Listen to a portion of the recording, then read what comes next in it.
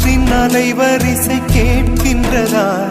கேட்கும் பாட்டில் ஒரு உயிர் வீடும் கண்ணீர் வழிகின்றதா?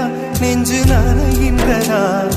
இதயம் கருகும் ஒரு வாசம் வருகிறதா? காற்றில் கண்ணீரை ஏற்றி கவிதை செந்தேனை ஊற்றி கண்ணே உன் வாசல் சேர்த்தே போயும் ஜீவன் ஓடும் முன்னே ஓடோடிவா.